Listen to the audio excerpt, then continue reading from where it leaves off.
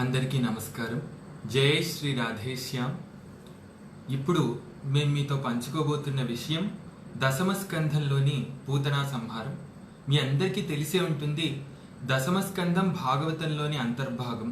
భాగవతానికి 12 స్కంధాలు ఉన్నమాట అందరికీ విదితమే. అయితే దశమ స్కంధం ప్రత్యేకంగా శ్రీకృష్ణ భగవానుని కథ, ఆయన లీలలన్నీ కూడా ఈ దశమ స్కంధంలో చెప్పబడ్డాయన్నమాట. అయితే ఈరోజు ప్రత్యేకంగా మొట్టమొదటి బాల్యలీల శ్రీకృష్ణుల వారిది, అదే పూతనా సంహారం. అది ఈరోజు మీతో పాటల రూపంలో పంచుకోబోతున్నాం. ఈ పాటలన్నీ భగవత్ కృప చేత నేను రాసుకున్నవి. ఈరోజు దాదాపు 10 పాటల్లో మొత్తంగా పూతనా సంహారాన్ని మనం మానసికంగా అనుభవించబోతున్నాం. చూద్దామా? అయితే మొట్టమొదటిగా శ్రీకృష్ణుల వారు మధుర నుండి రేపల్లికి వెళ్ళటం జరుగుతుంది. ఆయనంతటా ఆయన వెళ్ళరు. ఆయన ఒక లీలను ప్రదర్శించదలిచి నందుని ఇంటికి వసుదేవుల వారి ద్వారా వెళ్తారన్నమాట. అక్కడికి వెళ్ళగానే అక్కడ వారు ఏమనుకుంటారు, కృష్ణయ్య యశోదమ్మకు పుట్టాడు, అయితే మనం అందరం కలిసి చక్కని సంబరం చేద్దామని అప్పటి వరకు శూన్యంగా భావిస్తున్న వారి జీవితాలన్నీ ఒక్కసారి వసంతంలా మారిపోయాయి. రోజు కూడా యశోదమ్మ ఇంటికి రావడం, యశోదమ్మని ఏదో అడగాలన్న మిషతో వచ్చి కృష్ణయ్యని చూడటం. ఇదంతా ఎప్పటి సంగతి అనుకుంటున్నారు? కేవలం కృష్ణుడు పుట్టి 4-5 రోజులే అయ్యింది. ఈ రోజుతో అంటే మనం చర్చించుకోబోతున్న కథాంశం తాలూకు రోజు 6వ రోజు అన్నమాట.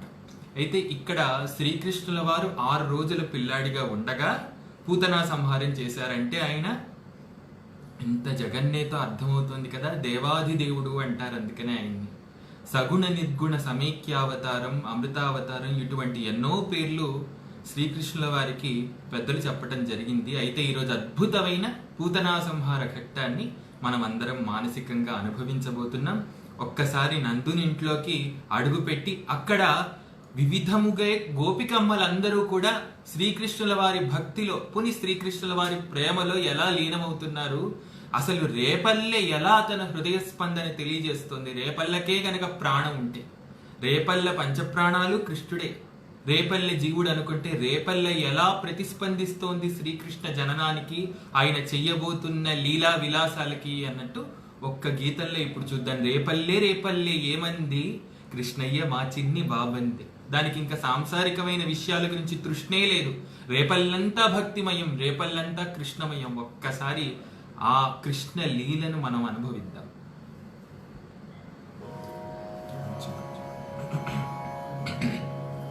రేపల్లి రేపల్లి ఏమంది, కృష్ణయ్య మా చిన్ని బాబంది.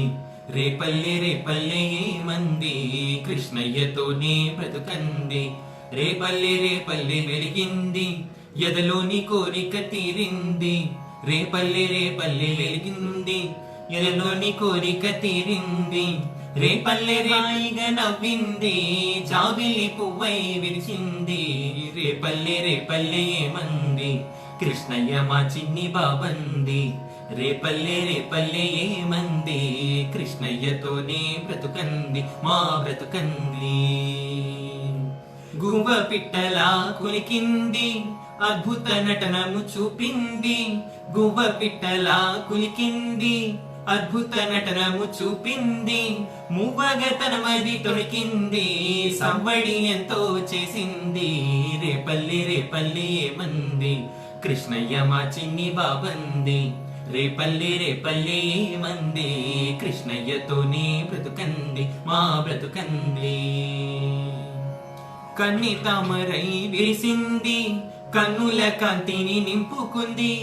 కన్నె తామరై విరిసింది, కన్నుల కాంతిని నింపుకుంది. అన్నుల మిన్నగా అందగించుకొని నందుని ఇంటికి తరలింది. రేపల్లె రేపల్లె ఏమంది, కృష్ణయ్య మా చిన్ని బాబంది. రేపల్లె రేపల్లె ఏమంది, కృష్ణయ్యతోనే బ్రతుకంది, మా బ్రతుకంది. పొద్దుటి దిక్కై మెరిసింది, వెలుగు రేఖలను చిమ్మింది. పొద్దుటి దిక్కై మెరిసింది, వెలుగు రేఖలను చిమ్మింది.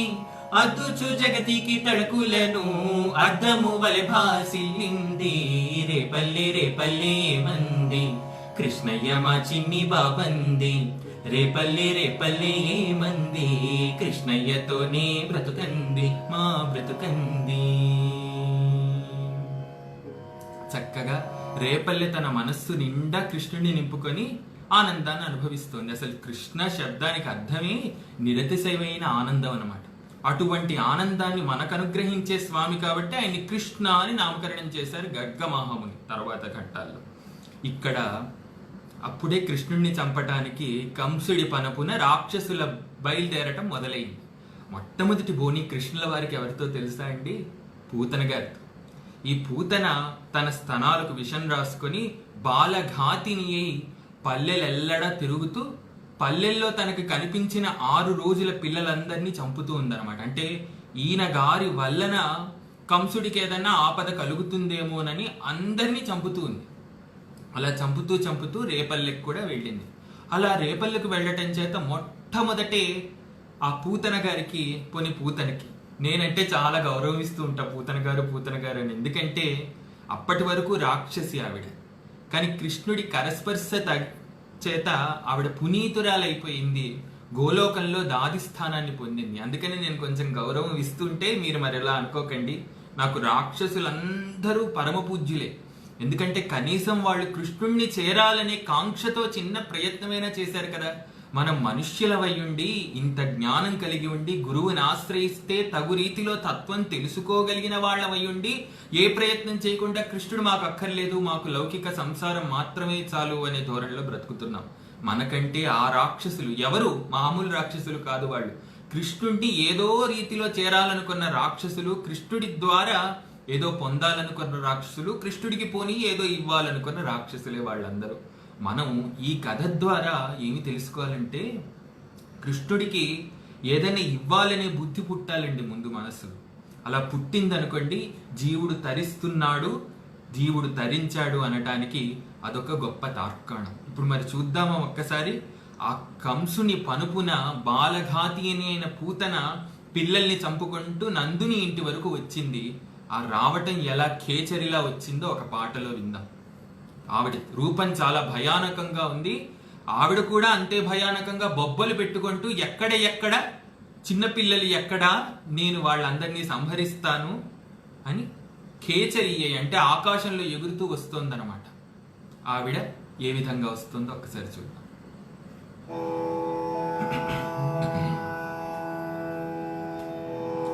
కంసుని పనుపున వెడలినది ఘోరమైన రక్కసి ఒకటి, కంసుని పనుపున వెడలినది ఘోరమైన రక్కసి ఒకటి, హింసయ వృత్తిగా కలిగినది, హింసయ వృత్తిగా కలిగినది, బకియని పేరు ధరించినది, కంసుని పనుపున వెడలినది ఘోరమైన రక్కసి ఒకటి, రక్కసి ఒకటి. కేచరియై తను కదిలినది, నింగిన వేగమునందినది, కేచరియై తను కదిలినది, నింగిన వేగమునందినది, నీచ కార్యముకు నాంది పలికినది, మ్లేచ్ఛ ప్రవర్తన చూపునది, కంసుని పనుపున వెడలినది ఘోరమైన రక్కసి ఒకటి, రక్కసి ఒకటి. తన ఆకలికి బలాయ పిల్లలు, తన దాహమునకు పారెను రుధిరము, తన ఆకలికి బలాయ పిల్లలు, తన దాహమునకు పారెను రుధిరము, తన పానులకు వణికెనవే పల్లెలు, తన పాపములే లెక్కకు అందవు, కంసుని పనుపున వెడలినది ఘోరమైన రక్కసి ఒకటి, రక్కసి ఒకటి. ఊళ్ళను ఊళ్ళను వెతికినది, ఇళ్లలో పిల్లలని చంపినది, ఊళ్ళను ఊళ్ళను వెతికినది, ఇళ్లలో పిల్లలని చంపినది, వెళ్ళగక్కినది కాలకూటమును దూక దుఃఖము మిగిలెను అమ్మల మధులకు కంసుని పనుపున వెడలినది ఘోరమైన రక్కసి ఒకతే వెన్నుని కొరకి ప్రయాణము కన్నయ్య కొరకు తన ఆరాటము వెన్నుని కొరకి ప్రయాణము కన్నయ్య కొరకు తన ఆరాటము సనుబాలనిచ్చు నెపమ్ము తోడ చిన్ని వాని పరిమాచుటె లక్ష్యము కంసుని పనుపున వెడలినది ఘోరమైన రక్కసి ఒకతే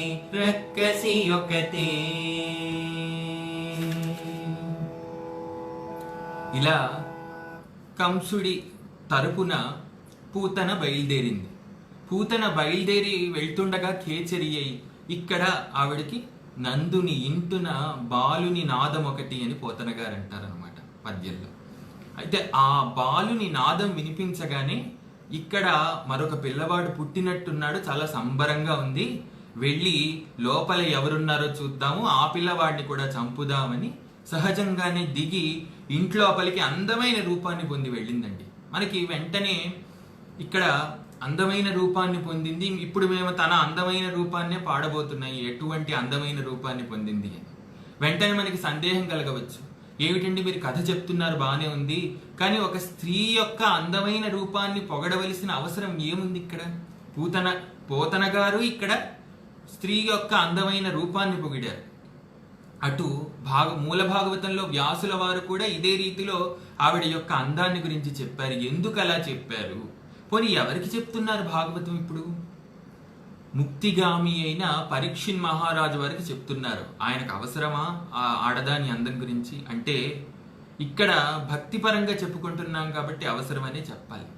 ఎందుకంటే గమనించండి, ఆవిడ చూడబోతోంది మామూలు వ్యక్తిని కాదు, పోనీ మామూలు బాలుణ్ణి కాదు, ఆవిడ చేరబోతోంది పరమపురుషుడైన బాలుణ్ణి. కాబట్టి ఆ పరమపురుషుడైన బాలుణ్ణి చేరబోతున్నప్పుడు ఆ రీతిలోనే తాను చక్కగా అంగరాగాలు అల్లుకొని సౌందర్యవంతమైన రూపాన్ని పొందాలి. లేకపోతే అందంగా లేకుండా అసహ్యంగా ఉండి ఆయన్ని చేరుకుంటే ఆయన మెచ్చుకుంటాడా? అందంగానే వెళ్ళాలి ఆయన దగ్గరికి. తన రూపం ఎలా ఉన్నా కూడా అందంగా మార్చుకొని మరి భగవంతుడి దగ్గరికి వెళ్ళాలి అని పూతన తన కథ ద్వారా మనకు అందజేస్తుంది. అంటే భగవంతుడి దగ్గరికి వెళ్తున్నప్పుడు ఓ పద్ధతిని పాటించాలి, భగవంతుడి దగ్గరికి పద్ధతిగా వెళ్ళాలి. ఆ పద్ధతిగా వెళ్ళినప్పుడే భగవంతుడి యొక్క పరిపూర్ణమైన కరుణా కటాక్షం మనపై కురుస్తుంది. ఇక్కడ మీరు అడగవచ్చు వెంటనే, ఏవండి భగవంతుడు ఆవిడ్ని చంపాడు కదా, ఏం కరుణా కటాక్షాలు కురిపించాడు అంటే, చంపి బాగు చేశారు ఆవిడ్ని. మనం బయట కూడా ఆ మాట వింటూ ఉంటాం, చస్తే గాని బాగుపడడురా అంటూ ఉంటారు. అంటే చస్తే బాగుపడతాడు కదా, వీళ్ళందరూ బ్రతికి బాగుపడేవారు కాదు, అందుకనే పరమాత్మ వీళ్ళందరినీ చంపి బాగు చేశారనమాట. చంపి ఉన్నతత్వాన్ని కల్పించారు వారందరికీ. పైగా ఈ కథ ద్వారా మరొక నీతిని కూడా మనం అందుకోవచ్చు. అదేమిటంటే, ఎంత బాహ్యమైన అలంకారాలు చేసుకొని పరమాత్ముడిని చేరినా ఉన్నతగతి లభించదు. చక్కగా బయట ఏ అలంకారం చేసుకోకపోయినా మనస్సులో చక్కగా భక్తితో ఆయన్ని అనుసరించి అనుగమించి ఆయన యొక్క పూజను చేస్తే తప్పకుండా మనకి తగిన సిద్ధి లభిస్తుంది అని గ్రహిస్తూ, ఇప్పుడు మనం ఒక్కసారి ఆ పూతన అందాన్ని ఇక్కడ అనుకుందాం. ఎందుకంటే మనకు ముందరే తెలిసిపోయింది కదా, ఎంత అందంగా ఉన్నా కూడా మనస్సు అందంగా ఉండాలి. మనస్సుని అందంగా పెట్టుకున్నామా, మనస్సులో మాధవుడు కొలువుదీరి మనకి మోక్షాన్ని అనుగ్రహించినట్టే భావించాలి. ఇప్పుడు ఒక్కసారి ఆ కీర్తన చూద్దాం. అందమైన రూపము ధరించెను, సుందర వేషము పూతన పొందెను. అందమైన రూపము ధరించెను, సుందర వేషము పూతన పొందెను. నందుని ఇంటన అనిమిష వనితగా నందనందనుని చంపగా జోచెను. అందమైన రూపము ధరించెను, సుందర వేషము పూతన పొందెను. తడుకని మెరిసెడి తనదు కనుగవా వెలుగులు చిమ్మెడి సుదతి వదనం తడుకని మెరిసెడి తనదు కనుగవా వెలుగులు చిమ్మెడి సుదతి వదనం అలుక చెంది చిక్కిన చిన్ని నడుము అలుక చెంది చిక్కిన చిన్ని నడుము పొలతి విభవముకు పొందికను కూచెను పొలతి విభవముకు పొందికను కూచెను అందమైన రూపము ధరించెను సుందర వేషము పూతన పొందెను చిగురులై చెలుగ కాళ్ళు చేతులు నిగనిగలాడగా ఒత్తైన గొప్పు చిగురులై చెలుగ కాళ్ళు చేతులు నిగనిగలాడగా ఒత్తైన కోపు సొగసుగా కులికెడి కుండల కాంతులా సొగసుగా కులికెడి కుండల కాంతుల వగలాడి మేని జిగిబిగి హెచ్చెను వగలాడి మేని జిగిబిగి హెచ్చెను అందమైన రూపము ధరించెను సుందర వేషము పూతన పొందెను తలలో అమరగా మల్లెదండలు కలరవము సేయాచే కంకణములు తలలో అమరగా మల్లెదండలు కలరవము సేయాచే కంకణములు కలవాణి మెడన ముత్తెపు సరములు కలవాణి మెడన ముత్తెపు సరములు కలవారి కచట మోహమును గొల్పెను కలవారి కచట మోహమును గొల్పెను అందమైన రూపము ధరించెను సుందర వేషము పూతన పొందెను చక్కగా లక్ష్మీదేవిలాగా వేషాన్ని ధరించి రూపాన్ని పొంది నందునింట్లోకి ప్రవేశించింది పూతన. ఆవిడ వస్తూనే ఇంతమంది గోపకాంతలు మైమరిచిపోతాయి. ఎవరి వీడా? సాక్షాత్తుగా దివి నుండి దిగి వచ్చిన అప్సరసలాగా ఉన్నారు అంటారు కొందరు, లేదు నాగకాంత అంటారు కొందరు, కొందరేమో సాక్షాత్తుగా లక్ష్మీదేవి వచ్చింది, మనం అందరం కాస్త పక్కకు తప్పుకొందాం, చక్కగా ఆవిడ వెళ్ళి కృష్ణుడిని అనుగ్రహిస్తారేమో, ఆయనకు ఆశీస్సుని అందిస్తారేమోనని అనుకుంటున్నారు వీళ్ళందరూ. ఆవిడ వచ్చిందే కృష్ణుడి దగ్గరికి వెళ్ళడానికి, కృష్ణుడిలో చేరిపోవడానికి, అది వేరే విషయం అనుకోండి. ఆవిడ సరాసరి కృష్ణుడి దగ్గరికి వెళ్తున్నారు. కృష్ణుడి దగ్గరికి వెళ్ళి కూర్చుని ఒక్కసారి నేను ఈ కృష్ణుడిని సంహరిస్తాను అని సంకల్పించుకొని తర్వాత ఏం చేశారో తర్వాత తెలుసుకుందాం. కానీ ఆవిడ ఒక్కొక్క అడుగు వేస్తుంటే ఆవిడ అడుగులు మృత్యువు వైపుకు పడుతున్నాయండి. మృత్యువు వైపుకు అనుకోవచ్చు, కృష్ణుడి వైపుకు అనుకోవచ్చు, మోక్షం వైపుకు అనుకోవచ్చు, సద్గతి వైపుకు అనుకోవచ్చు. మీరు ఎలా అనుకుంటే అలా. నేను మాత్రం అనుకుంటాను కృష్ణుడి వైపుకే అనుకుంటాను. మన అడుగులు కూడా కృష్ణుడి వైపుకే పడాలి. అలా పడినప్పుడే మన జీవితానికి సార్థకత చేకూరుతుంది. ఇప్పుడు అలా నడుస్తున్న ఆవిడ తీరును గమనిద్దాం. అవి అందమైన నడకలు.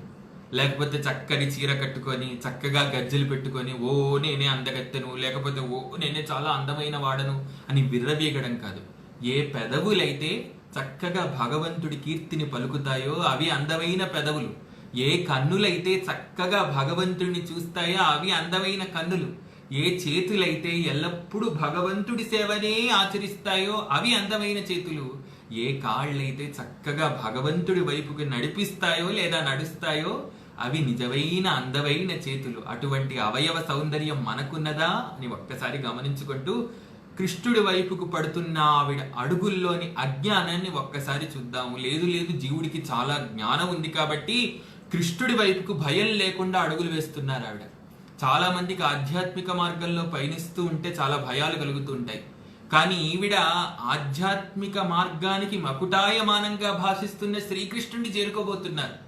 ఈవిడిది ఆధ్యాత్మిక పైనమే, కానీ పెట్టుకుంది సంహారం అనే పేరు మాత్రమే. నిజమే, ఆవిడ కూడా సంహరించుకున్నారు. ఏం సంహరించుకున్నారు? ఆవిడ లోపలున్న కుతంత్రాన్ని సంహరించుకున్నారు, కుటిలత్వాన్ని సంహరించుకున్నారు. ఏ విధంగా సంహరించుకున్నారు? కృష్ణుడికి తన స్తనపానాన్ని అందించాలన్న ఆసక్తి చేత. మీరు అనవచ్చు, ఏవండి కృష్ణుడికి స్తన్యాన్ని అందించారన్న మాట నిజమే, కానీ ఇచ్చింది ఏమిటి? విషాన్ని ఇచ్చారు. కానీ పెద్దలు అంటారండి, ఏదో ఒకటి ఇచ్చారు కదా, ఆ ఇచ్చిన దాన్ని అడ్డు పెట్టుకొని కృష్ణుడు ఆవిడికి కైవల్యాన్ని ఇచ్చారు అంటారన్నమాట. ఆ విధంగా ఇప్పుడు కృష్ణుడి వైపుకి పడబోతున్న ఆవిడ పదాలను ఒక్కసారి గమనిద్దాం. మాయామయుని ఘన పరమాత్ముని మాయ చేతాను గెలుచుదానని. అది ఆవిడకున్న జ్ఞానం. ఆయన మాయామయుడు, సర్వ మాయలకు అధినేత. అఘటనాఘటనా పటీయసి అంటారు మాయని. అటువంటి యోగమాయ ఆయన అధీనంలో ఉంటుంది. మరి మనమంతా మాయకు అధీనులం. అయితే ఆయన మాయని తన అధీనంలో పెట్టుకునేవాడు. అటువంటి యోగమాయకు అధినేత అయిన ఆయన్నే సుందర రూపాన్ని పొందాను, నన్ను గుర్తుపట్టలేడి బాలుడు, నేను వెళ్ళి ఆయన తేలిగ్గా సంహరించవచ్చు అనే మాయ చేత మాయపన్ని మాయదారి అయిన పూతన ఒక్కసారి కదులుతోంది. ఒక్కసారి మనము మనసుతో దర్శిద్దామా? దర్శించడమే సౌభాగ్యం. ఇకెందుకు ఆలస్యం, ఒకసారి చూస్తుందాం.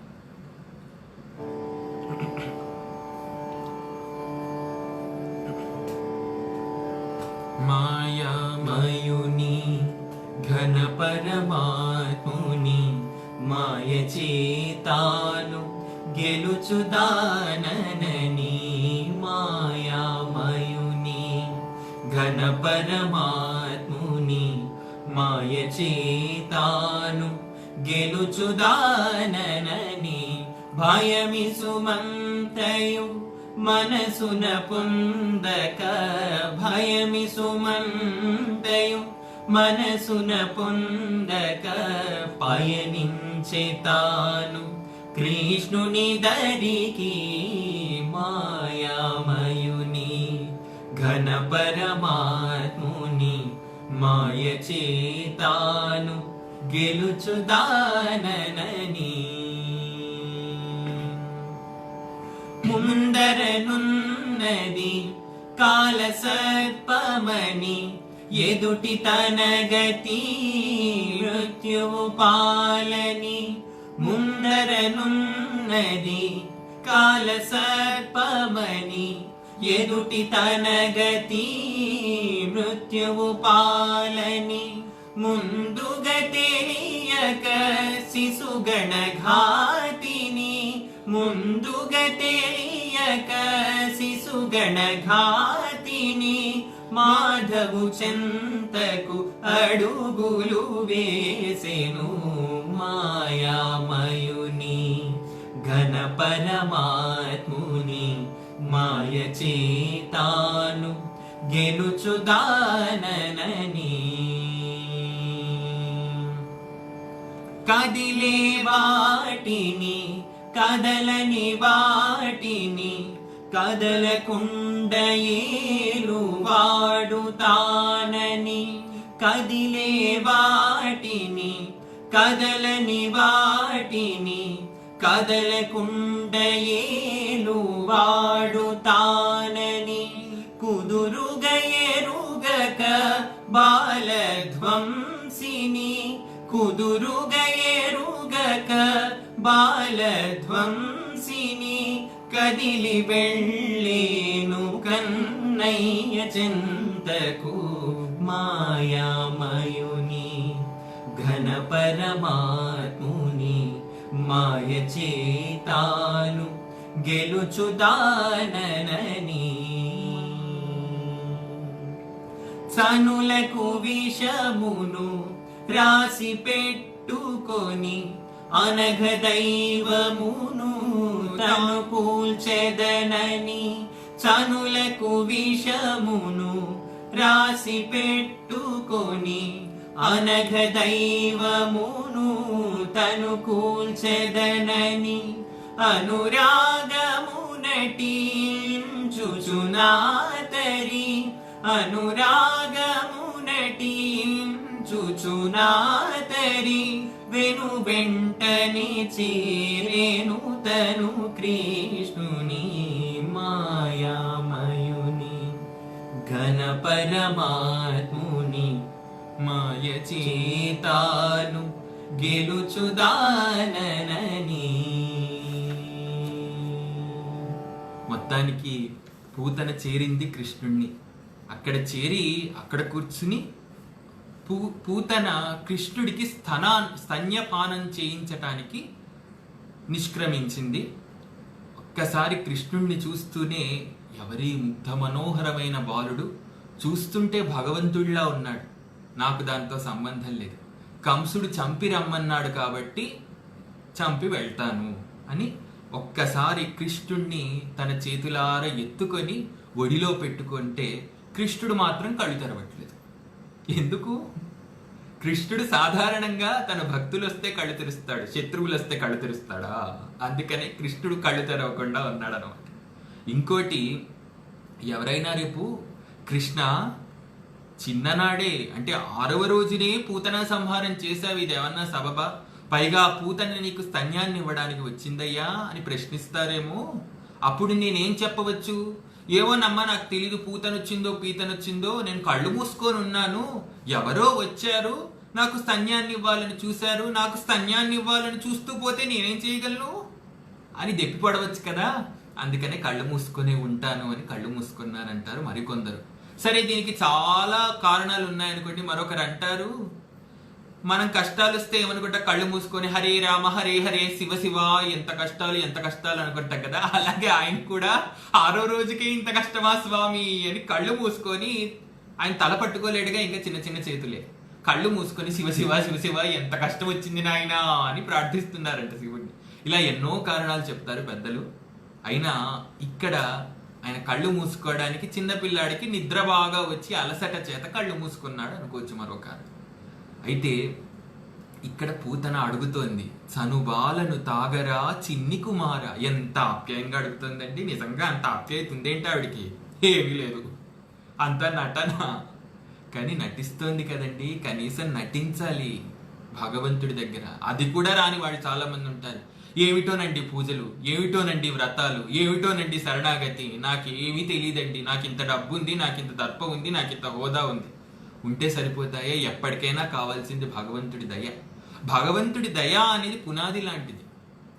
ఆ పునాది గట్టిగా ఉంటే డబ్బు, దర్పము, స్థాయి, హోదా, మనుషులు వీళ్ళందరూ గట్టిగా నిలబడతారు.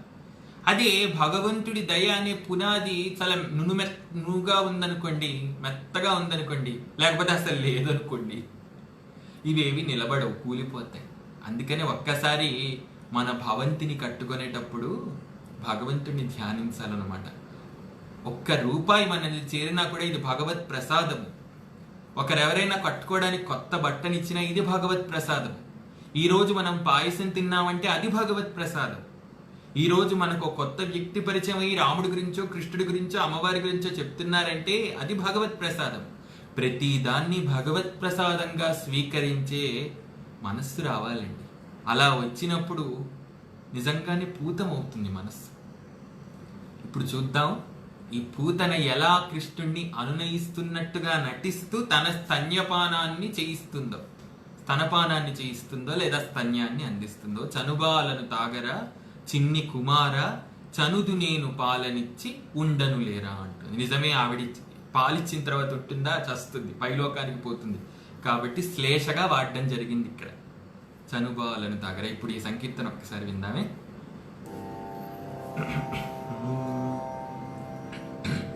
చనుబాలను తాగరా చిన్ని కుమారా చనుదు నేను పాలనిచ్చి ఉండను లేరా. చనుబాలను తాగరా చిన్ని కుమారా చనుదు నేను పాలనిచ్చి ఉండను లేరా. చిన్ని చిన్ని నీ కన్నులు తెరచి చూడరా చిన్ని కాలు సేతులను వాడించుమురా. చిన్ని చిన్ని నీ కన్నులు తెరచి చూడరా చిన్ని కాలు సేతులను ఆడించుమురా, చిన్ని పెదవులందు ఆ నవ్వులేమిరా, చిన్ని పెదవులందు ఆ నవ్వులేమిరా, చన్నుబాలు ఓ గుక్కెడు తాగి చూడరా, చనుబాలను తాగరా చిన్ని కుమారా, చనుదు నేను పాలనిచ్చి ఉండను లేరా. ఎవరు ఎంత మాటాడిన వినబోనురా, ఎవరికి జడవక నిన్నే ముద్దు సేతురా, ఎవరు ఎంత మాటాడిన వినబోనురా, ఎవరికి జడవక నిన్నే ముద్దు సేతురా, ఎవరని కొత్తను సేయకు నీ కమ్మనురా, ఎవరని కొత్తను సేయకు నీ కమ్మనురా, నీకు పారనివ్వగానే సరిదాననురా, చనుబాలను తాగరా చిన్ని కుమారా, చనుదు నేను పాలనిచ్చి ఉండను లేరా. వీడంత ప్రేమగా అడిగితే ఒక్కసారి కృష్ణుడు మెల్లగా తన కళ్ళు తెరిచాడు. ఒళ్ళు విరుచుకున్నట్టుగా అలా రెండు చేతుల్ని చాచాడు. ఆకలిని నటించాడు. అప్పటికే యశోదమ్మ కడుపు నిండా పాలు పట్టి పడుకోబెట్టినా కూడా ఇప్పుడు మరి ఈవిడొచ్చింది పాలనివ్వటానికి, నా కడుపు నిండిపోయిందమ్మా, నువ్వెవరమ్మా పాలనివ్వటానికి అన్నట్టుగా చూస్తే పూతన పాపం చిన్నబోతుంది, ఏదో ఇవ్వడానికి వచ్చింది కదా ఇచ్చేయని అన్నట్టుగా భావించి తండ్రి పాపం చాలా ఆకలి వేస్తుంది అన్నట్టుగా పూతన వంక చూశాడనమాట. పూతన వంక చూస్తూ ఏడ్చాడు ఒక్కసారి. అంటే పిల్లలకు బాగా ఆకలి వేస్తే ఏడుస్తారు కదా చిన్న పిల్లలు. ఈయన కూడా 6 రోజుల పిల్లాడు. ఎంత ముగ్ధ మనోహరంగా ఉంటాడు కదండి కృష్ణుడు. అలా భావిస్తూ రాసిందే ఈ పూతనా సంహారం. ఇప్పుడు ఒక్కసారి మరి ఆయన ఎలా పళ్ళు తెరిచాడు, ఎంత అందంగా ఒళ్ళు విరుచుకున్నాడు, ఎంత అందంగా చేతులు చాచాడు, ఆ సన్ను పట్టుకుని ఎలా పాలు తాగాడు, పాలు తాగి తదుపరి ఏం చేశాడో కూడా ఈ సంకీర్తన ద్వారా తెలుసుకుందాం.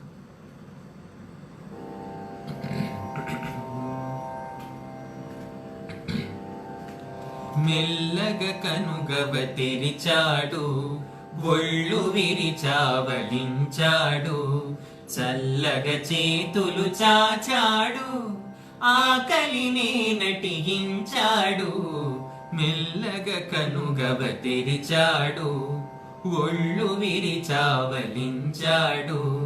చల్లగా చేతులు చాచాడు, ఆకలినే నటించాడు. మెల్లగా కనుగవ తెరిచాడు. చన్ను పట్టుకొని గుటుకు గుటుకు మంటూ శబ్దం చేశాడు. కన్నయ్య రాక్షసి ప్రాణాలను 2 గుక్కలకు పీల్చాడు. మెల్లగా కనుగవ తెరిచాడు, బొళ్ళు విరిచావలించాడు, మెల్లగా కనుగవ తెరిచాడు. గుబగుబమంటూ గుండెల దరగా పూతన బిత్తరపోయింది. గబాగబా తన నాలుక ఎండగా నిలువలేక బొబ్బ పెట్టింది. మెల్లగా కనుగవ తెరిచాడు, బొళ్ళు విరిచావలించాడు, మెల్లగా కనుగవ తెరిచాడు. తలవాలగ తెలవారెనిక తనకు యను నిశ్చయమును పొందింది. అలసట మీరగ బాలకుడాతడు అసామాన్యుడని తెలుసుకుంది. మెల్లగా కనుగవ తెరిచాడు, బొళ్ళు విరిచావలించాడు, మెల్లగా కనుగవ తెరిచాడు. తనుగుణ మంటలు చెలరేగా తాపమునెంతో బడసింది. తన కాలు సేతులవి తేలిపోగ వీధిలోకి పరుగెత్తింది. మెల్లగా కనుగవ తెరిచాడు, ఒళ్ళు విరిచావలించాడు, మెల్లగా కనుగవ తెరిచాడు. కనుగుడ్ల జంట వెలికి రావగా నిజ రూపమును పొందింది. పెనురవము చేసి భూమి పైన పడి తాను అసువులను బాసింది. మొత్తానికి పూతనా సంహారం అయితే జరిగిపోయింది. ఎలా జరిగింది అనే దానికే నిదర్శనంగా ఈ పాటను పాడాము. ఆయన మెల్లగా కనుగవ తెరవటం ఏమిటి, చల్లగా ఆవలించటం ఏమిటి, ఒక్కసారి చేతులు చాచి ఒళ్ళును విదుల్చుకోవటం ఏమిటి.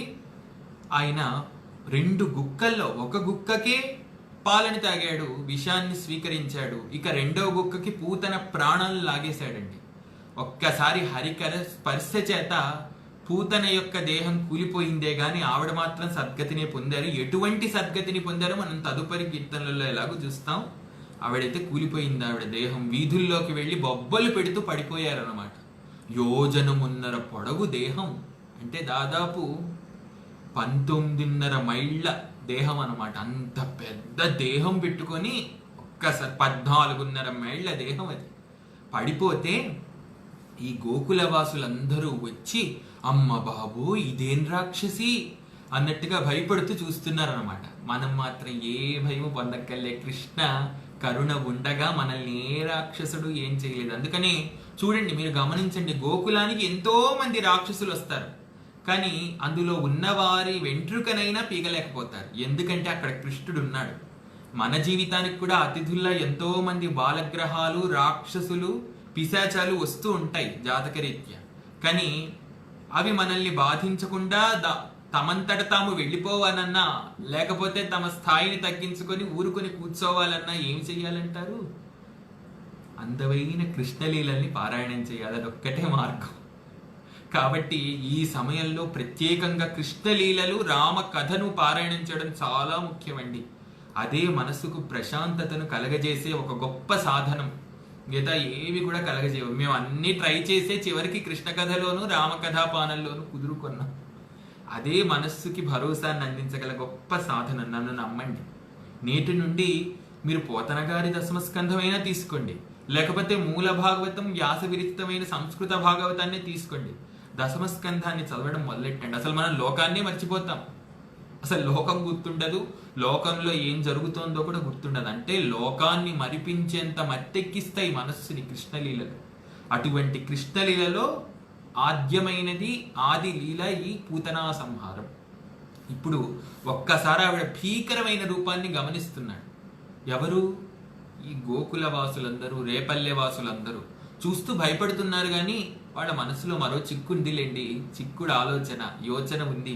అదేమిటో తర్వాత తెలుసుకుందాం. ముందరైతే మనము కాస్త భయపడుతున్నట్టుగా నటిద్దాం కృష్ణుడి దగ్గర.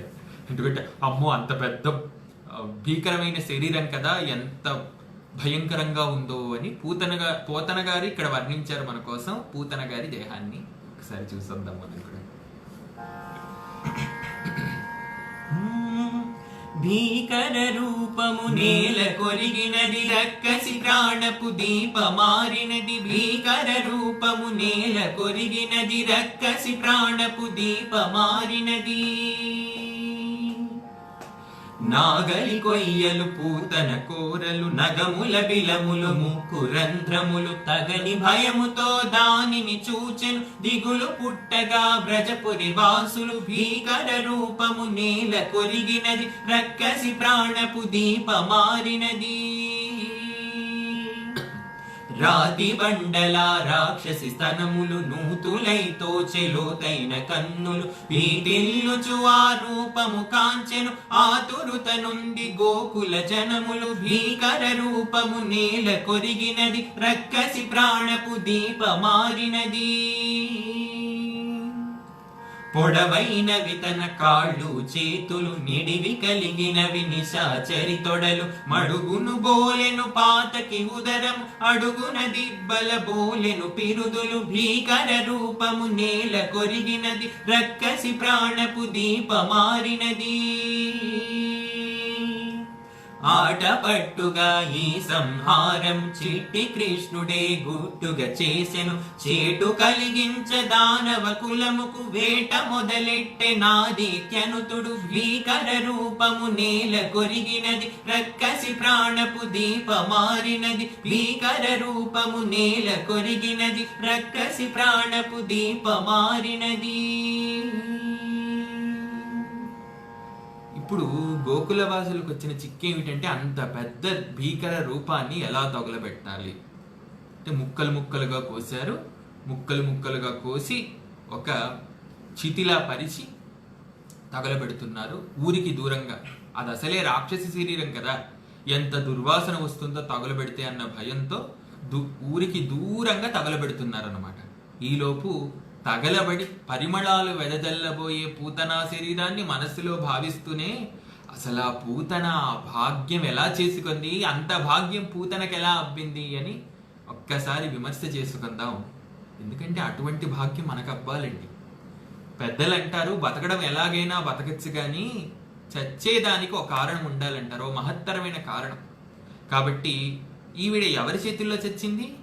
పరమాత్ముడైన కృష్ణుడి చేతిలో చచ్చింది. లేకపోతే పరమాత్ముడిని చూస్తూ చచ్చింది, పరమాత్ముడిని తలుచుకుంటూ చచ్చింది, పరమాత్ముడి స్పర్శ చేత చచ్చింది.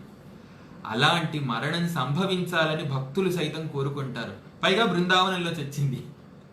ఆవిడ చావుకి ఎంత మహత్కరమైన కారణాలు మీరు గమనించండి. అటువంటి మరణం భగవంతుడు భక్తులందరికీ ప్రసాదించాలి. ఎందుకంటే మరణం ఎలాగైనా సంభవిస్తుంది, కానీ అటువంటి మరణం సంభవించడం భగవంతుడి గురించే తలుచుకుంటూ వెళ్ళిపోవటం, పూర్ణాయుష్యును అనుభవించి అన్ని సంపదలను అనుభవించి చక్కగా జీవితాన్నంతా పరిపూర్ణంగా చూసి వెళ్ళిపోగలగడం చాలా సంతోషకరమైన విషయం. కాబట్టి ఒక్కసారి ఇప్పుడేం చూద్దాం, పూతన భాగ్యం గురించి చర్చించుకుందాం. అందమైన పాట.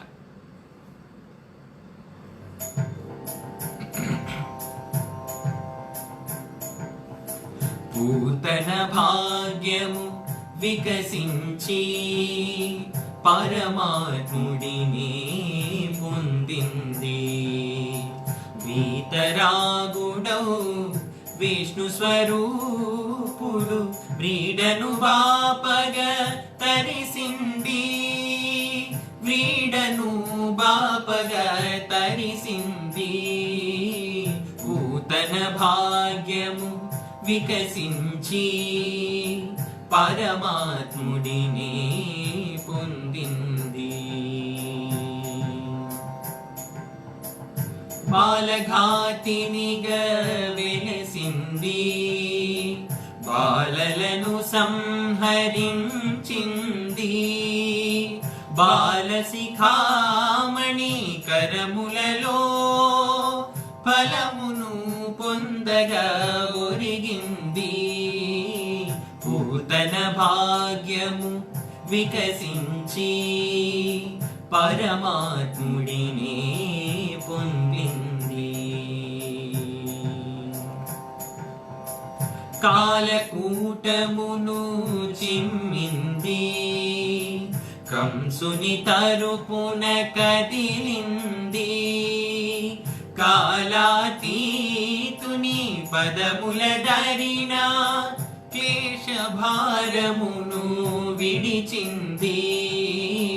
పూతన భాగ్యము వికసించి పరమాత్ముడిని పొందింది. హింస ప్రవృత్తిగా కలిగినది. హరికారుణ్యము బడసినది. హింసగతానే మారినది. కాక స్వభావము విడిచినది. పూతన భాగ్యము వికసించి పరమాత్ముడిని పొందింది. పాప చరిత్రను కలిగినది. పావన ధామము పొందింది. పాపని తలచిన పరమ పురుషుని దయా సంధానము సంద్రమున మునిగింది పూతన భాగ్యము వికసించి పరమాత్ముడిని పొందింది.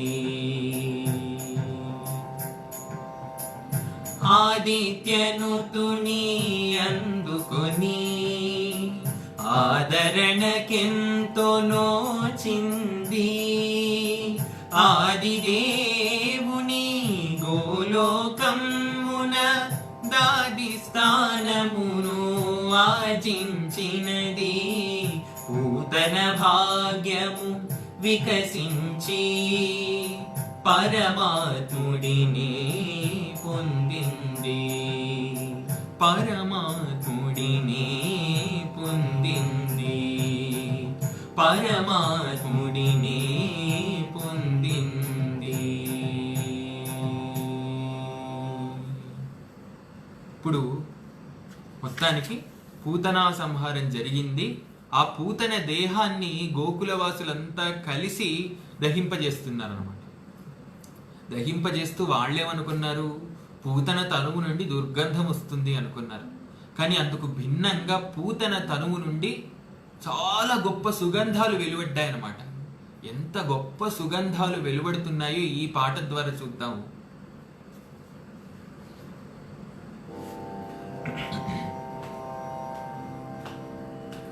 దహింపచేయగ పూతన తనువును దేహము నుండి పరిమళ మెగసెను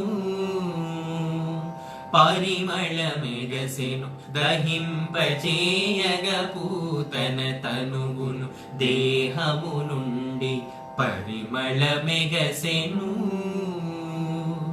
పరిమళ మెగసెను.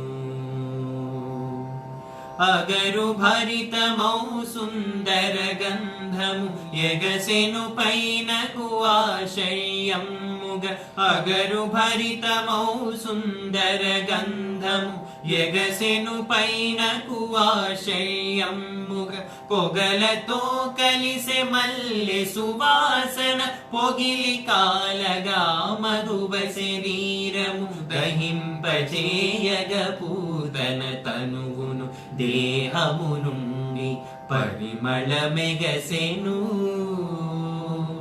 పరిమళ మెగసెను. చూచువారలకు ఇది అద్భుతము వీచగ గాలులు వెడలె సౌరభము చూచువారలకు ఇది అద్భుతము వీచగ గాలులు వెడలె సౌరభము శ్రీచందనాది మంగళ ద్రవ్యములా చామ పైన అలదిన తీరున దహింపచేయగ పూతన తనువును దేహము నుండి పరిమళ మెగసెను పరిమళ మెగసెను. హరిజనని వలెను ఉత్తమ గతులను హరి అయినను వారకసి పొందెను హరిజనని వలెను ఉత్తమ గతులను హరి అయినను వారకసి పొందెను హరికర స్పర్శకు నోచుట చేతను హరించుకుపోయే పాపములెల్లను దహింపచేయగ పూతన తనువును దేహము నుండి పరిమళ మెగసెను పరిమళ మెగసెను దహింపచేయగ పూతన తనువును దేహము నుండి పరిమళ మెగసెను పరిమళ మెగసెను.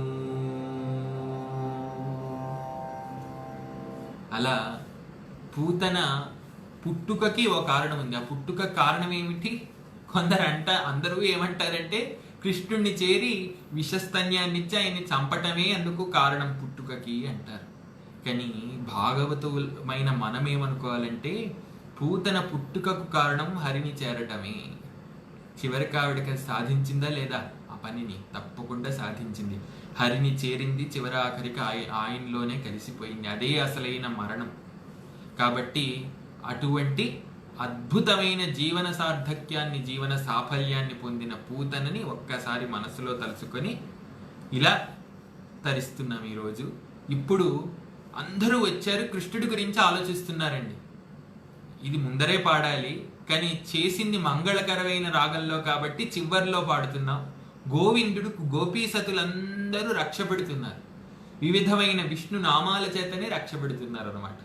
ముందర వారు ఆచమనం చేసి వారి అంగాలను శుద్ధిపరుచుకొని తర్వాత కృష్ణుడైన గోవిందుడికి రక్ష పెడుతున్నారు. ఎంత అద్భుతంగా రక్ష పెడుతున్నారంటే మనస్సుతో రక్ష పెడుతున్నారు.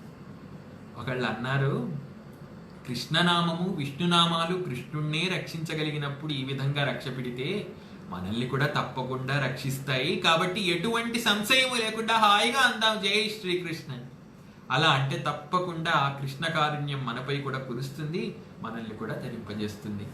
ఏవండి, దుర్బుద్ధితో ఆశ్రయించిన పూతనకే మంచి గతి లభించిందంటే ఇక సద్బుద్ధితో ఆశ్రయించి కృష్ణుడే ప్రాణంగా బతికే భక్తులకు ఎటువంటి గతి ఇస్తాడు స్వామి? ఒక్కసారి ఆలోచించండి. తెలివైన వాళ్ళు ఇట్టే పట్టేస్తారు, కృష్ణుడిని పట్టుకొని మరి వదలరు. కాబట్టి ఆ భావనతోనే కృష్ణుడికి మనము రక్ష పెడదాం, మన పిల్లాడిగా కూడా భావిద్దాం కృష్ణుడిని. ఇది ఈ రోజుకి మేము పాడబోయే చివరి కీర్తన. ఈ కీర్తనతో పూతనా సంహారం పూర్ణమవుతుంది. పూతనా సంహారం అయిపోయింది, ఆవిడ్ని తగలబెట్టేయడము జరిగింది. ఆవిడ అసలే ఎవరికి చెప్పకుండా సద్గతికి కూడా వెళ్ళిపోవడం జరిగింది. ఆ సద్గతి ఏమిటి? ఇందాక కీర్తనలో మీరు గమనిస్తే ఆ సద్గతిని కొంతమంది గోలోకంలో దాదీ స్థానాన్ని పొందడంగా అభివర్ణించారు. సంస్కృతంలో దాన్ని ధాత్రీ స్థానం అంటారు అనమాట. ఆ విధంగా ఆవిడ సద్గతిని పొందారు. ఆవిడ సద్గతిని పొందినట్టు ఆవిడికి తెలుసు, కృష్ణుడికి తెలుసు, వేరొకరికి తెలియదు. అందరూ అనుకుంటున్నారు ఇంత పెద్ద రాక్షసి చచ్చింది, ఆ దేహాన్ని పై తొడిగిని ఇక్కడ వదిలేసి లోపల జీవాత్మ మాత్రం గోలోకానికే చేరింది. కృష్ణ భక్తులు నిరంతరం దేనికోసమైతే తప్పిస్తారో మరి దాన్నే పొందింది పూతని. ఇప్పుడు చెప్పండి, పూతన రాక్షసా లేకపోతే గొప్ప కృష్ణ భక్తురాలా? అంటే కృష్ణుడిని చేరేంత వరకు ఆవిడ రాక్షసి నిస్సంశయంగా. ఎందుకంటే బాలఘాతినండి ఆవిడ, పిల్లల రక్తాన్ని తాగి ఆనందించే దుర్బుద్ధి కలది. అటువంటి ఆవిడకి మరి అంత సద్గతి ఎలా లభించిందంటే ఒక్కసారి ఆలోచించండి. దానికి ఇంకో కథ ఉంది. పూర్వ ఘట్టాల్లో ఆవిడ పూర్వజన్మల్లో బలిచక్రవర్తి చెల్లెలైన రత్నమాల, కొందరు అంటారు బలిచక్రవర్తి కుమార్తె అని కూడా అంటారు. అయితే వామనమూర్తిగా విష్ణుమూర్తి భూమికి అరుదించినప్పుడు ఆ వామనమూర్తిని చూస్తూ ఈయన గారికి స్తన్యమిస్తే ఎంత బాగుంటుందో నా కొడుకులాగా అనుకున్నారు ఆవిడ. కానీ బలిని అణిచివేసిన తర్వాత మనస్సులో పగపించుకుంది. ఈ కథ ఎంతవరకు ప్రామాణికమో తెలియదు కానీ సంహితల్లోనూ పురాణాల్లోనూ చెప్పారు అని పెద్దలు అందించారు అన్నమాట. అయితే ఆవిడ అలా దాది నవ్వాలి కృష్ణుడికి అని కోరుకుంటూనే పగ పెంచుకున్నారు కాబట్టి కృష్ణుడిని, ఆ విష్ణుమూర్తిని దాది స్థానంలో ఉంటూనే చంపేయాలి అన్నారు. మరి ఇక్కడ చిక్కొచ్చింది, రెండు కోరికలు ఒకేసారి ఎలా తీరుతాయి? ఆయన పరమాత్ముడు కాబట్టి ఏ విధంగానైనా తీర్చుకోగలడు ఆ కోరికని. అందుకని ఇక్కడ స్తన్యాన్ని ఇచ్చింది అమ్మలాగా, తర్వాత విషాన్ని ఇచ్చి చంపాలనుకుంది, ఆవిడే చచ్చింది. మరి ఏం చెయ్యాలి? ఆ దుర్బుద్ధిని వదిలి శాశ్వతమైన కృష్ణ సాయుధ్యాన్ని పొందింది తల్లి. ఆ పూతనా వృత్తాంతం పూర్ణమైంది. ఇప్పుడు అందరం కలిసి ఒక్కసారి గోవిందుడికి రక్ష పెట్టుకుందామా? మన ఇంట్లో పిల్లలుంటే అందరూ కూడా ఈ పాట పాడండి, వాళ్ళకి రక్ష.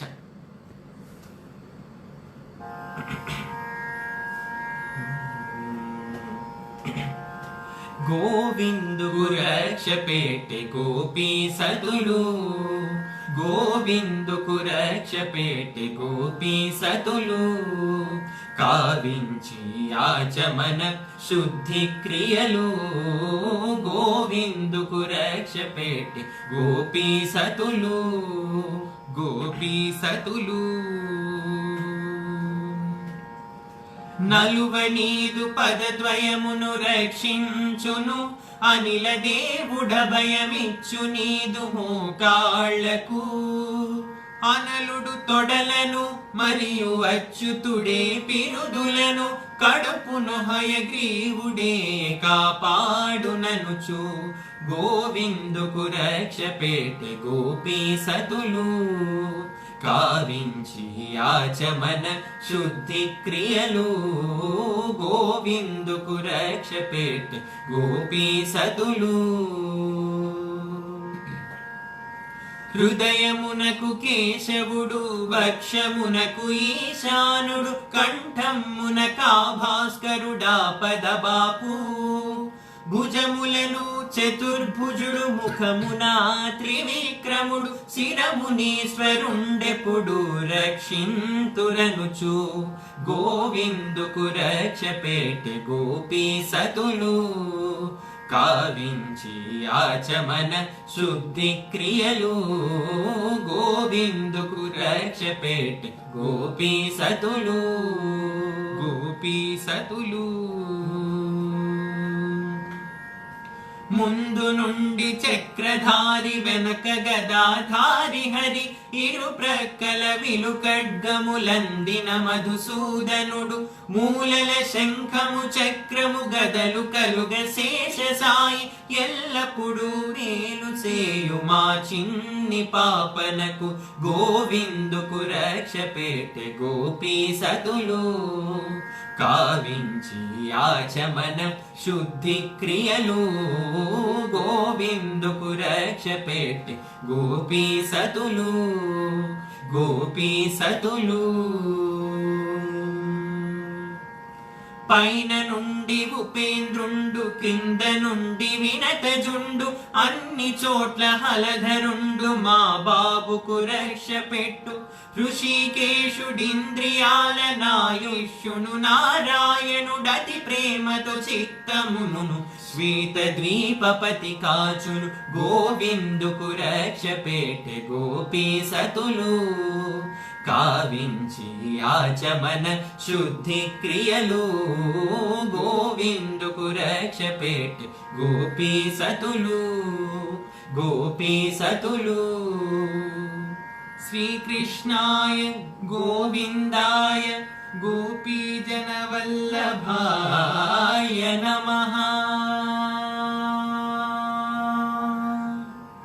అత్యద్భుతంగా ఈరోజు పూతనా సంహారాన్ని మనమంతా మానసికంగా దర్శించగలిగాం, పరిపూర్ణం చేసుకున్నాం.